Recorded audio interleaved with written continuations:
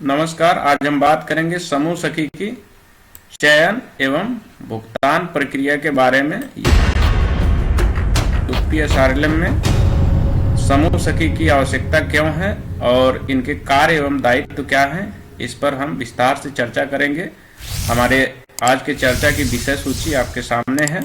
Number 1, समूह सखी की चयन प्रक्रिया क्या होगी, जिनमें कि जिन गांव में ग्राम संगठन गठित है उसमें चयन प्रक्रिया क्या होगी, या जिन गांव में ग्राम संगठन गठित नहीं है उनमें चयन प्रक्रिया कैसे होगी। समूह सखी के चयन की प्रक्रिया के निर्धारित मानक क्या होंगे, इस पे हम बात करेंगे। समूह सखी चयन का चरण कितना होगा, इस पे बात करेंगे। नेक्स्ट है समूह सखी का प्रशिक्षण कब, कहां और कैसे होगा, इस पे भी हम आपसे इसी वीडियो में बात करेंगे। दूसरे फेज में बात करेंगे समूह सखी मानदेय एवं अन्य भुगतान संबंधी प्रक्रिया के बारे में, जिसमें बिंदु होंगे समूह सखी को मानदेय कब दे सकते हैं। नंबर 2, जिस गांव में ग्राम संगठन गठित है उसमें मानदेय कैसे दे सकते हैं, या जिन गांव में ग्राम संगठन गठित नहीं है उनमें मानदेय कैसे दे सकते हैं। उसके अगला पॉइंट है कि समूह सखी को धनराशि भुगतान प्रक्रिया क्या होगी, या अग्रिम धनराशि की समाप्ति पर प्रक्रिया क्या होगी, उस पे बात करेंगे। ठीक है। और तीसरा मूल बिंदु आएगा संलग्नक, यानी चयन और भुगतान दोनों प्रक्रिया में संलग्नक क्या क्या होंगे उस पे बात करेंगे, जिसमें जो है सब क्लास जो है समूह सखी चयन हेतु पत्रक संलग्नक क्या होंगे, समूह सखी व्यक्तिगत विवरण एवं शपथ पत्र, इस पे बात करेंगे। करारनामा जो समूह के बीच समूह सखी और ग्राम संगठन के बीच होता है उसकी बात करेंगे। अग्रिम धनराशि हेतु मांग पत्र क्या होता है, कैसे भरा जाता है, उस पे बात करेंगे। नेक्स्ट है स्वयं सहायता समूह का मासिक प्रतिवेदन एमपीआर जो भरा जाता है उस पे बात करेंगे। और अगला बिंदु है समूह सखी के मासिक कार्य मूल्यांकन प्रपत्र क्या होते हैं और उसका मूल्यांकन कैसे किया जाता है, इस पे भी बात होगी। और उपयोगिता प्रमाण पत्र क्या होता है, क्यों भरना होता है, इसकी आवश्यकता क्यों है, इस पे भी बात करेंगे। मेन 3 टॉपिक के अंदर इतने जो सब क्लास हैं उस पे बात करेंगे। तो चलिए देख लेते हैं कि समूह सखी के चयन की प्रक्रिया में क्या क्या चीजें अपनाई जाती है। चयन की प्रक्रिया में आप देख सकते हैं कि आगे लिखा गया है, हम अपने समूह सखी का चयन गांव की प्रगतिशील महिलाएं के माध्यम से निम्न प्रक्रिया से करेंगे। यानी पूरी चयन की प्रक्रिया का जो पॉलिसी है वो यूपीएसआरएलएम एनआरएलएम से बनाई जा चुकी है। उसी के माध्यम से प्रति ग्राम पंचायत में समूह सखी का चयन होना है, जो कि इस प्रकार है कि जिन गांवों में ग्राम संगठन गठित है, पहला बिंदु है कि जिन गांवों में ग्राम संगठन बन चुके हैं उसमें समूह सखी का चयन किस आधार पर होगा। तो आप देखिए कि वो आधार दिया गया इसमें कि समूह सखी का चयन हमारे ग्राम संगठन के द्वारा ही किया जाएगा। समूह सखी जो होती है वो ग्राम संगठन की कैडर होती है, तो ग्राम संगठन ही समूह सखी का चयन करता है। हम अपने समूह सखी का चयन अपने ग्राम संगठन की आम सभा में करेंगे एवं इस आम सभा में समूह के सदस्य सीआरपी द्वारा चिन्हित एवं समूह द्वारा प्रस्तावित योग्य समूह सखी उम्मीदवारों के नामों पर खुली चर्चा कर निर्धारित मानकों के आधार पर अपने ग्राम संगठन के लिए एक समूह सखी का चयन करेंगे। यानी कि समूह सखी का चयन ग्राम संगठन से होना है। ग्राम संगठन से कैसे होना है कि जब या तो आईसीआरपी के द्वारा चिन्हित महिला उस गांव में उस ग्राम संगठन के अंतर्गत आने वाले समूहों में, या समूहों द्वारा एक चिन्हित प्रगतिशील महिला हो जो कि कार्य करने में सक्षम हो, रुचि लेती हो, उसका नाम प्रस्तावित किया जाएगा समूह सखी के लिए। ये ग्राम संगठन जहां पे है उन गांवों में समूह सखी के चयन की प्रक्रिया का मानक है। जिन गांवों में ग्राम संगठन गठित नहीं है उनमें कैसे चयन किया जाएगा वो भी लिखा गया है। यानी हमारे अपने गांव के सभी महिला स्वयं सहायता समूहों के साथ चर्चा कर इच्छुक समूहों को मिलाकर एक अनौपचारिक समिति, यानी ग्राम संगठन हो है तो ग्राम संगठन के माध्यम से चयन होगा, ग्राम संगठन नहीं है तो अनौपचारिक समिति का गठन करेंगे सभी समूह उस गांव के, और आम सभा में समूह सखी का चयन करेंगे। यानी उस ग्राम पंचायत के जहाँ की ग्राम संगठन नहीं है, सभी समूह आपसी सहमति से अनौपचारिक समिति का गठन कर आम सभा में समूह सखी का चयन करेंगे। इस आम सभा में समूह सदस्य CRP द्वारा चिन्हित एवं समूह द्वारा प्रस्तावित योग्य समूह सखी, सेम प्रक्रिया वहां भी होनी है। वहां बस ये है कि आपका ग्राम संगठन बन गया है तो ग्राम संगठन के माध्यम से चयन हो जाना है। यहाँ पे ग्राम संगठन का चयन नहीं हुआ, ग्राम संगठन नहीं बना है तो अनौपचारिक समिति बना के प्रगतिशील महिला का चयन कर लिया जाएगा, या CRP द्वारा चिन्हित प्रगतिशील महिला को उम्मीदवार मान के समूह सखी का चयन किया जाएगा। इसके आगे देखिए, हम समस्त, क्या लिखा गया, हम समस्त प्रस्तावित उम्मीदवारों का ब्यौरा समूह सखी चयन हेतु प्रपत्र संलग्नक एक है प्रपत्र, उसमें लगेगा में लेंगे और चयन की समस्त प्रक्रिया को अपने ग्राम संगठन और अनौपचारिक समिति की कार्यवाही रजिस्टर में दर्ज करेंगे। हम अपने ब्लॉक मिशन प्रबंधन इकाई को कार्यवाही रजिस्टर एवं समूह सखी चयन हेतु प्रपत्र की छाया प्रति जानकारी एवं रिकॉर्ड के लिए प्रेषित करेंगे एवं हमारे द्वारा चयनित समूह सखी के प्रशिक्षण एवं इमर्सन एक्सपोजर के लिए अनुरोध करेंगे। ये जो एक शपथ मान लीजिए कि समूह ग्राम संगठन की तरफ से यह शपथ होती है या फिर अनौपचारिक समिति की तरफ से होती है कि वो अपने समूह सखी का चयन विधि के अनुसार करेंगे और उसकी सूचना कार्यवाही रजिस्टर के साथ समूह सखी चयन प्रपत्र के साथ अपने ब्लॉक मिशन प्रबंधन इकाई को देंगे। अब समूह सखी चयन प्रक्रिया के निर्धारित मानक क्या हैं, ये भी इसमें दिया गया है। प्रस्तावित उम्मीदवार को क्या क्या चीजें उनके पास होनी चाहिए। समूहों के सदस्यों को समूह सखी के रूप में स्वीकार्य होना चाहिए, यानी जो समूह सखी के लिए प्रगतिशील महिला चिन्हित की गई हैं वो समूह के सदस्यों को समूह सखी के रूप में स्वीकार्य होनी चाहिए। दूसरा, स्वयं के समूह में बैठक कराने एवं अपने समूह में खाता बही के लेखांकन में अनुभव होना चाहिए। यानी अब उनको एक बड़ी जिम्मेदारी दी जा रही है कि उस ग्राम पंचायत के सारे समूहों के लेखांकन और नियमित पंचसूत्र का पालन करवाने की जिम्मेदारी उनको दी जाती है। तो उनको अगर जानकारी नहीं होगी तो वो ये जिम्मेदारी का निर्वहन कैसे कर पाएंगी। तो दूसरा पॉइंट उसी पे दिया गया है कि उन्हें समूह में बैठक कराने, अपने समूह में खाता बही के लेखांकन में अनुभव होना चाहिए। नंबर 3 पे गांव के अन्य समूहों में बैठक कराने एवं समूहों के खाता बही के लेखांकन करने का अनुभव होना चाहिए। यानी अपने समूह के अलावा भी वो अन्य समूहों में कार्य की हुई हो जिसका उन्हें अनुभव होना चाहिए।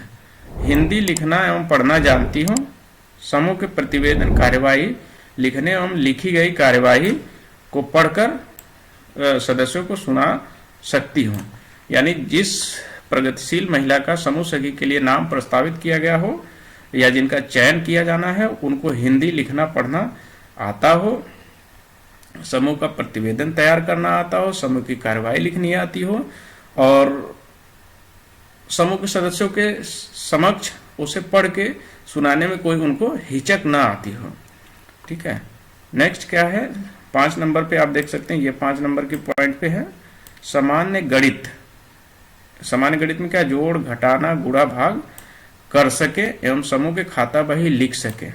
जिनका नाम प्रस्तावित किया गया हो उनको सामान्य गणित की जानकारी होनी चाहिए। गांव के सभी समुदाय के साथ बिना भेदभाव के साथ कार्य करने को तैयार होना चाहिए।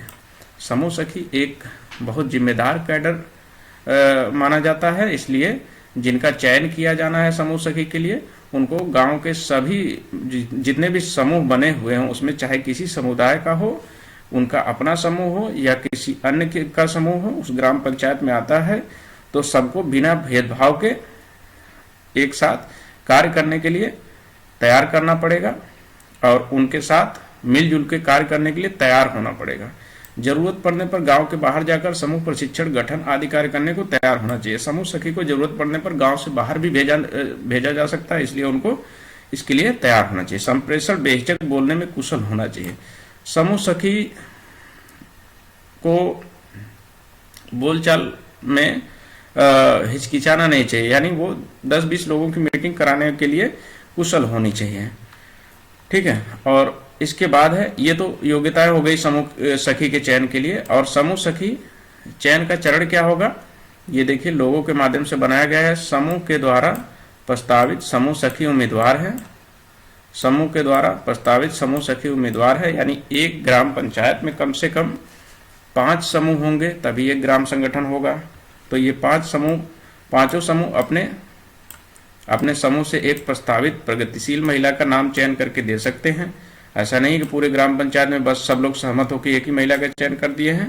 तो इन 5 लोगों ने दे दिया है नाम प्रस्तावित करके अपने अपने समूह से कि हमारे समूह से ये समूह सखी के लिए योग्य है। अभी इसके आगे का काम जो है ग्राम संगठन या अनौपचारिक समिति का है कि सबने प्रस्ताव 5 समूह ने तो हमें दे दिया है।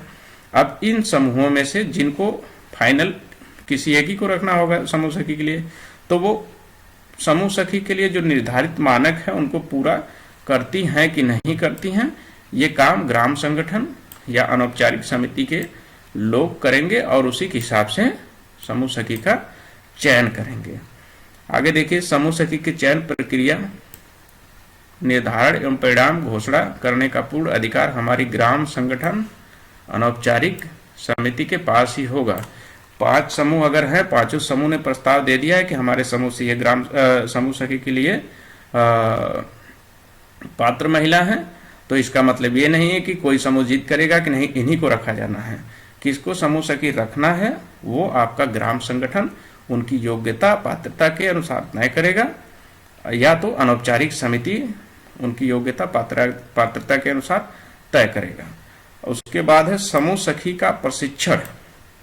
ठीक है, समूह सखी का प्रशिक्षण राज्य मिशन प्रबंधन इकाई द्वारा प्रेषित पत्रांक, ये पत्रांक दिनांक संख्या दिया गया है, किसके अनुसार उनका प्रशिक्षण कहाँ पे किया जाना है ये दिया जाएगा।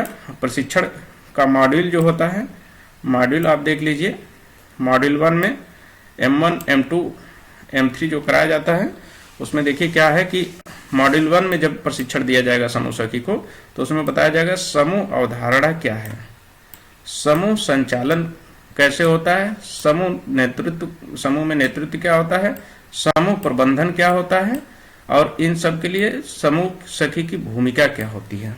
ये चीजें आपको M1 प्रशिक्षण मॉड्यूल 1 में बताया जाता है। और ये प्रशिक्षण मॉड्यूल 1 जो होता है वो 4 दिनों का होता है। समूह सखी का पहला प्रशिक्षण 4 दिन का होता है। 4 दिन में ये टॉपिक कवर किए जाते हैं, इनके बारे में बताया जाता है। इनका मूल उद्देश्य क्या होता है, समूह अवधारणा पर समझ बनाना, समूह सखी के बीच में समूह सखी को समूह अवधारणा के बारे में बताना है। प्रशिक्षण के दौरान वास्तविक समूह सखी का चयन करना।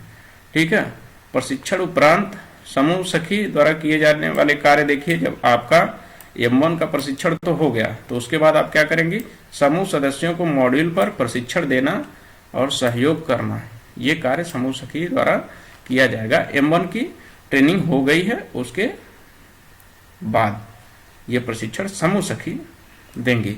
उसके M1 जब कंप्लीट हो जाता है तो M2 का प्रशिक्षण होता है, यानी प्रशिक्षण मॉड्यूल 2 ये समूह सखी को दिया जाता है। इसमें क्या समझाया जाता है, समूह की कार्रवाई एवं लेन देन पुस्तिका के बारे में बताया जाता है। यानी जो दूसरी ट्रेनिंग होती है उसमें समूह सखी को समूह की कार्रवाई और लेन देन पुस्तिका, ऋण पुस्तिका के बारे में बताया जाता है कि उसका लेखा जोखा कैसे किया जाता है, वो क्या होती है पुस्तिका, उसकी इंपॉर्टेंस क्या है, और उसे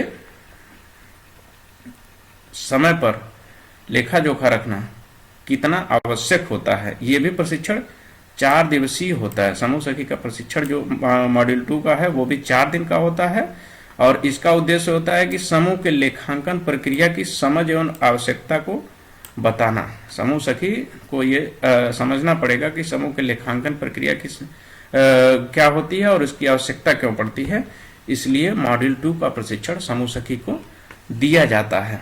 और इस प्रशिक्षण को लेने के बाद समूह सखी को क्या करना होगा कि बुक कीपर हेतु आयोजित प्रशिक्षण में प्रशिक्षक सहयोगी की भूमिका निभाना, यानी जैसे मॉड्यूल 2 का प्रशिक्षण हो जाता है समूह सखी का, तो उनको बुक कीपर हेतु आयोजित प्रशिक्षण में प्रशिक्षक की भूमिका निभानी होती है। उन्होंने सीख तो लिया, अब उनको सिखाना पड़ता है समूह के बीच जाकर के। ठीक है, एक्सपोजर इमर्शन क्या होता है, देखिए अगला है जो बिहार सर्फ एक्सपोजर इमर्शन, ये 10 से 12 दिन की ट्रेनिंग होती है एक्सपोजर इमर्शन में। इसमें क्या है, विजन बिल्डिंग, समूह ग्राम संगठन की प्रक्रिया पर समझ विकसित करना होता है। एक्सपोजर इमर्शन में ये होता है कि विजन बिल्डिंग के बारे में बताया जाता है कि समूह है तो उसका विजन क्या है, क्यों बनाया गया है समूह, उसके बारे में बताना है। ग्राम संगठन के विजन के बारे में बताना है। इस पे पूरी तरीके से क्यों ग्राम संगठन का निर्माण किया जाता है, समूह से जो काम नहीं हो पा रहा है उसमें ग्राम संगठन की क्या भूमिका है, इन सब के बारे में आपको एक्सपोजर इमर्शन में बताया जाता है। ये ट्रेनिंग 10 से 12 दिन की होती है। इमर्शन के पश्चात ये ट्रेनिंग जैसे हो जाती है तो एक रिपोर्ट बनाएंगे समूह सखी एवं सीख बिंदु का स्थानीय परिस्थितियों का ध्यान रखते हुए पालन करेंगे। जैसे एक्सपोजर इमर्शन की ट्रेनिंग हो जाती है, यह 10 से 12 दिन की ट्रेनिंग होगी, तो इसके बाद समूह सखी की एक रिपोर्ट बनानी होगी और क्या क्या चीजें उन्होंने सीखी है, किन परिस्थितियों में सीखी है, उसकी भी एक रिपोर्ट बनानी होगी। सीआरपी के सहयोगी बनना, सीआरपी जो आपके यहाँ समूह गठन करने के लिए आती हैं उनका सहयोगी कैसे बनना होगा समूह सखी को, उसके बारे में बताया जाएगा। ये 7 दिवसीय ट्रेनिंग होगी। ठीक है, 7 दिवसीय ट्रेनिंग होगी। इसमें देखिए सीआरपी के ड्राइव के दौरान सीआरपी के साथ रहकर समूह गठन की समस्त प्रक्रियाओं को सीखना होगा। जब आपके ग्राम पंचायत में सीआरपी ड्राइव चल रही है या किसी अन्य ग्राम में चल रही है, वहां आपको भेजा जाता है इसलिए कि आप उनके साथ सहयोगी की भूमिका में रहिए। सीआरपी ड्राइव में सीआरपी के लोग समूह गठन कैसे करते हैं, क्या क्या उसमें बारीकियां होती हैं, क्या क्या सावधानियां होती हैं और क्या क्या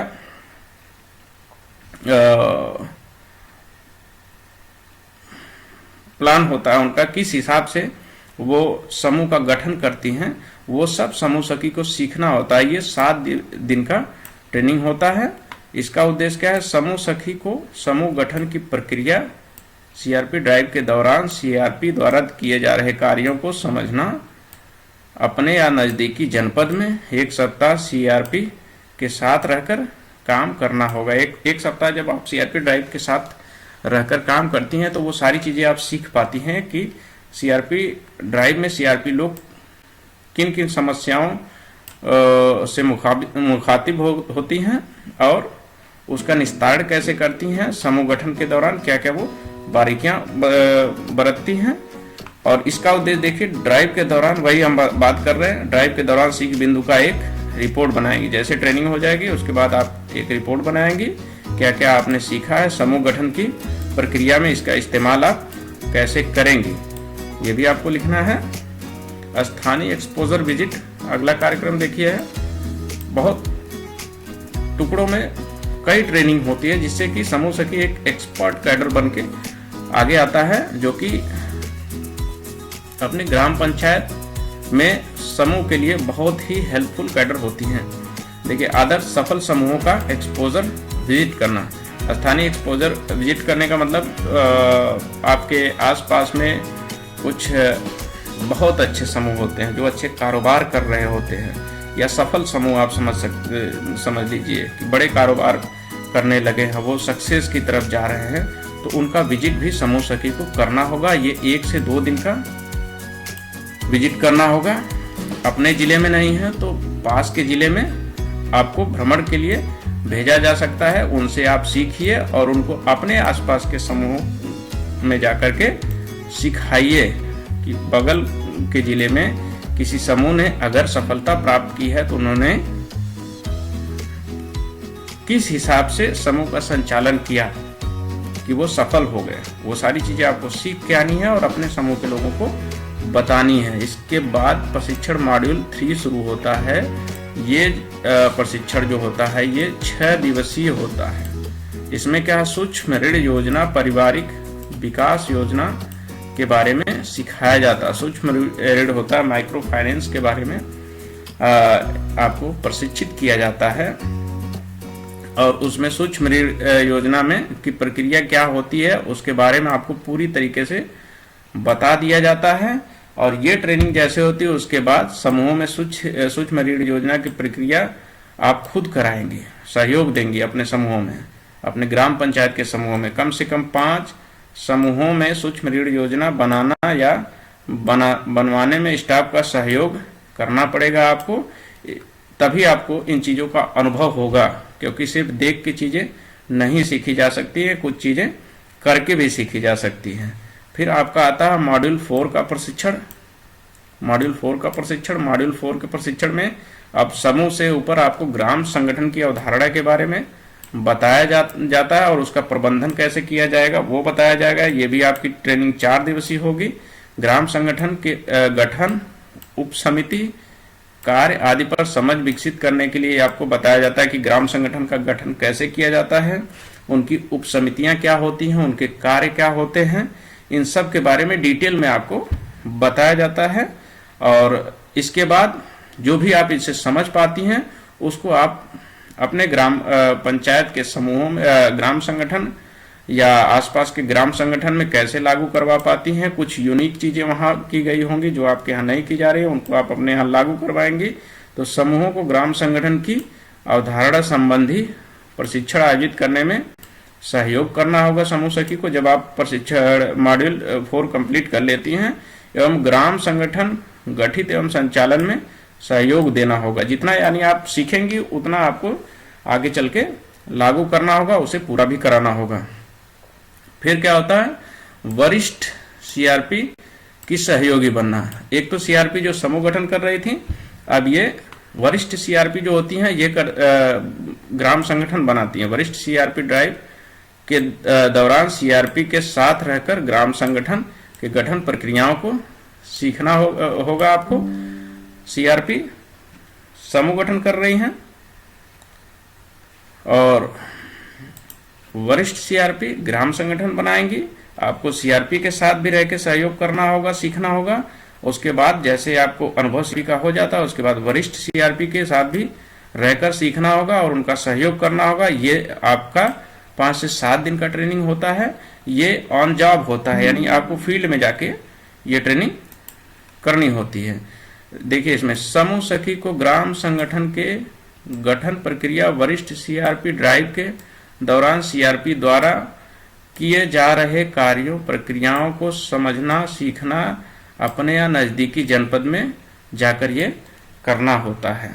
और ये करने के बाद क्या करना होगा, ड्राइव के दौरान सीख बिंदुओं पर एक रिपोर्ट बनाना होगा समूह सखी को। सीख बिंदु का ग्राम संगठन में इस्तेमाल करना होगा। आपने ग्राम संगठन के गठन होते वक्त सीनियर सीआरपी से क्या सीखा, उन सब चीजों को आगे जाके अपने सीख बिंदुओं की एक रिपोर्ट बनानी होगी और अपने ग्राम संगठन में उसका सही इस्तेमाल भी करना होगा।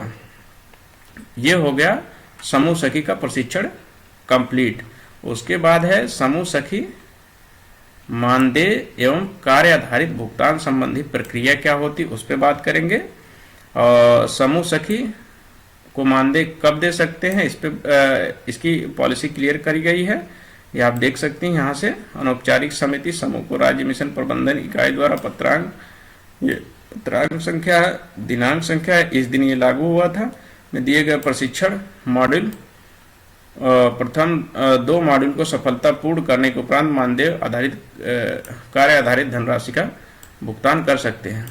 समूह सखी का मानदेय जो है पहले 2 प्रशिक्षण मॉड्यूल सफलतापूर्वक कर लेने के बाद ही शुरू होता है। यानी पहला मॉड्यूल का प्रशिक्षण हुआ तब तक आपका मानदेय नहीं शुरू होता है। जब आपका दूसरा मॉड्यूल कंप्लीट हो जाता है तब आपका मानदेय बनना शुरू हो जाता है।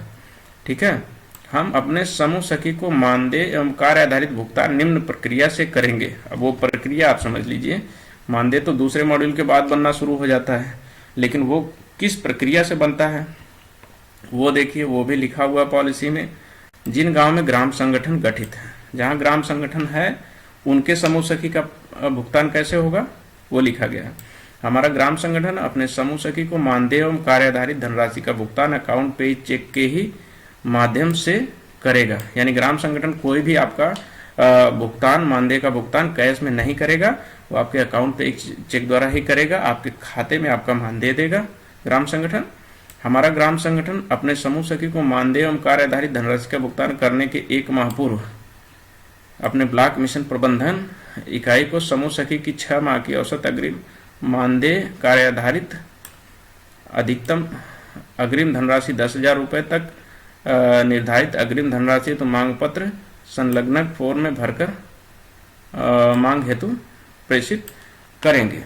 यानी ग्राम संगठन जो है भुगतान करने के 1 महीने पहले ही समूह सखी अपने ब्लॉक मिशन प्रबंधन को सूचित करेंगे 6 माह की औसत अग्रिम मानदेय या कार्य आधारित धनराशि देने के लिए, और ये धनराशि अधिकतम 10,000 तक दे सकता है ग्राम संगठन अग्रिम में।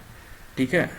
उसके बाद जहां ग्राम संगठन नहीं है वहां कैसे दिया जाएगा? जिन ग्राम में ग्राम संगठन गठित नहीं है वहां पे भुगतान की प्रक्रिया क्या है वो भी लिखी गई है, ये आप देख सकते हैं।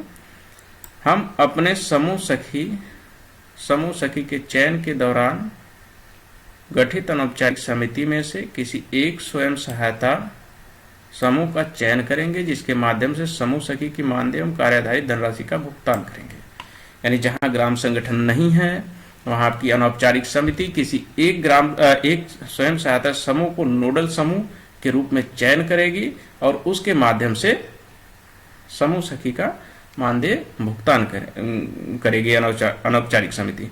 हमारे अनौपचारिक समिति द्वारा चयनित स्वयं सहायता समूह का बैंक में बचत खाता खुला होगा एवं समूह के पास चेक बुक की सुविधा उपलब्ध होगी। यानी उसी समूह को नोडल समूह नामित करेगी अनौपचारिक समिति जिसका बैंक में खाता होगा। खाता तो खुलना ही है। कभी कभी कुछ केस में समूह के पास पासबुक वो चेक बुक नहीं होता है, तो जिसके पास चेक बुक नहीं होगा उनका तो बिल्कुल भी अनौपचारिक समिति नोडल समूह नहीं बनाएगी उनको। ठीक है। हमारी अनौपचारिक समिति, अगला पॉइंट देखिए, हमारी अनौपचारिक समिति अपने समूह सखी को मानदेय भुगतान करने के 1 माह पूर्व अपने ब्लॉक मिशन प्रबंधन इकाई को समूह सखी की 3 माह की औसत अग्रिम मानदेय एवं कार्य आधारित अधिकतम धनराशि 5,000 निर्धारित पत्रक में भरकर मांग हेतु प्रेषित करेंगे। यानी जहां ग्राम संगठन है वो समूह सखी का मानदेय, अग्रिम मानदेय 6 माह का औसत मानदेय मांग सकते हैं, अपने दे सकते हैं, और अधिकतम 10,000 तक। लेकिन जहां अनौपचारिक समिति के द्वारा भुगतान किया जाएगा यानी ग्राम संगठन नहीं है वहां पे अधिकतम 5,000 तक या 3 माह की अग्रिम धनराशि समूह सखी को दिया जा सकता है। और उसके लिए विशेष क्लास क्या होगा? अनौपचारिक समिति के द्वारा समूह सखी को सिर्फ 3 माह का ही भुगतान किया जा सकता है, और 3 माह के अंदर अनौपचारिक समिति ग्राम संगठन गठित कर लेगी। यानी अग्रिम तो अनौपचारिक समिति से 3 माह का दिया जा सकता है, लेकिन उस 3 माह के अंदर ग्राम संगठन उस गांव में गठित कर लेना है। ठीक है। इसके बाद कुछ विशेष लिखा गया। ब्लॉक मिशन प्रबंधन इकाई ग्राम संगठन और अनौपचारिक समिति द्वारा प्रेषित अग्रिम धनराशि मांग पत्र प्राप्त होने के 3 दिनों के अंदर उक्त मांग पत्र को भुगतान हेतु जिला मिशन प्रबंधन इकाई को अग्रसारित करेंगे। यानी आप ग्राम संगठन के लोग या अनौपचारिक समिति के लोग जैसे ही अपना अग्रिम बना करके ब्लॉक पर प्रेषित करेंगे, उसके बाद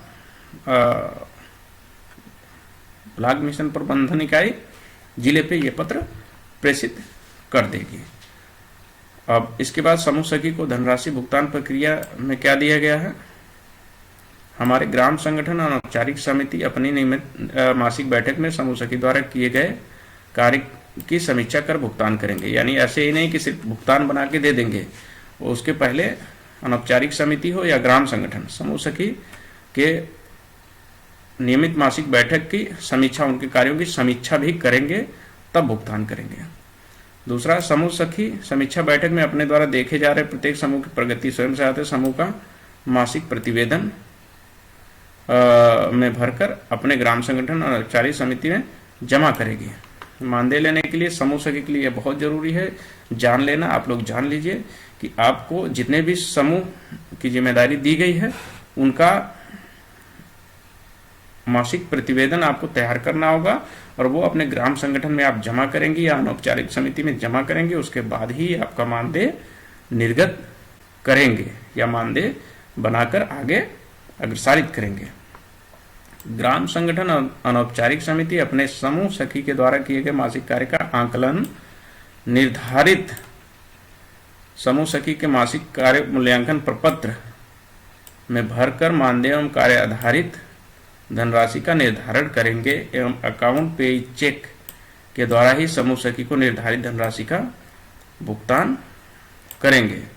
अब ग्राम संगठन जो आपके कार्यों की समीक्षा करेंगे, अनौपचारिक समिति के द्वारा आपके कार्यों की जो समीक्षा की जाएगी वो एक निर्धारित प्रारूप में भरकर ही आगे प्रेषित किया जाएगा, तब आपका मानदेय बनेगा। और उसके बाद 4 नंबर पे क्या दिया गया कि हम अपने समूह सखी के द्वारा किए गए मासिक कार्य की समीक्षा अपने समूह सखी की उपस्थिति में ही करेंगे एवं समस्त प्रक्रिया को ग्राम संगठन अनौपचारिक समिति के कार्य रजिस्टर में दर्ज करेंगे। ग्राम संगठन या अनौपचारिक समिति जो आपके कार्यों की समीक्षा करेंगे वो आपकी मौजूदगी में करेंगे और उसे अपने रजिस्टर में दर्ज भी करेंगे कि उन्होंने आपकी समीक्षा करी, उनमें किन किन बिंदुओं को उन्होंने देखा, क्या कमियां पाई, क्या अच्छाइयां पाई, सबको अपने कार्यवाही रजिस्टर में लिखेंगे, तब आपका मानदेय आगे अग्रसारित करेंगे उसी के हिसाब से।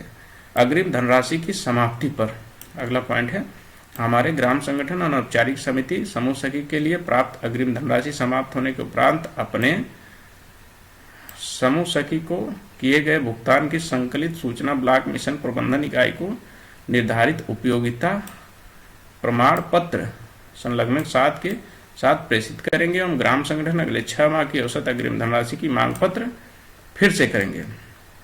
यानी ग्राम संगठन या अनौपचारिक समिति ने जो पहले आप का मानदेय बनाया था वो अग्रिम बनाया था, आपने अभी उतना काम किया नहीं था, एडवांस में उन्होंने आपके लिए मानदेय की मांग कर ली थी अगर, तो उसका उपयोग जो उन्होंने कराया है आपसे वो उपयोगिता प्रमाण पत्र पर भर करके जमा करेंगी ब्लॉक मिशन प्रबंधन इकाई के पास, तब जाके अगला अग्रिम वो मांग सकती हैं आपके लिए।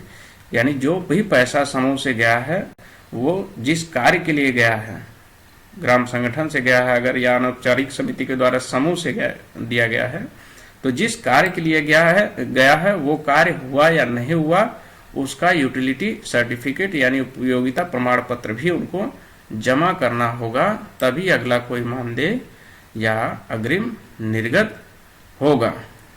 और इन सब के लिए एक विशेष सूचना दी गई कि यह एक गतिशील दस्तावेज है और ग्राम संगठन भविष्य में अपनी आवश्यकता के अनुसार इसमें समय पर संशोधन कर सकते हैं। यानी इसमें अभी तक हमने जो भी पॉलिसीज आपको बताई है वो फिक्स पॉलिसीज नहीं है, आप लोग इसको एकदम क्लियर समझ लेना कि ये एक गतिशील दस्तावेज है, इसमें समय समय पे परिवर्तन होते रहते हैं, कुछ चीजें घटाई जा सकती हैं, कुछ चीजें बढ़ाई जा सकती हैं, वो कंफर्म आपको आपके तत्कालिक जिस समय आप बात कर रहे हैं ग्राम संगठन से या अनौपचारिक समिति द्वारा चयनित नोडल समूह से, उस समय वहां पे क्या पॉलिसी चल रही है समूह सखी के लिए वही प्रभावी होंगी। ये प्रभावी हमेशा के लिए नहीं होंगी, इसमें परिवर्तन संभव है, इसलिए आप इस पॉलिसी को बिल्कुल भी एग्जैक्ट कंफर्म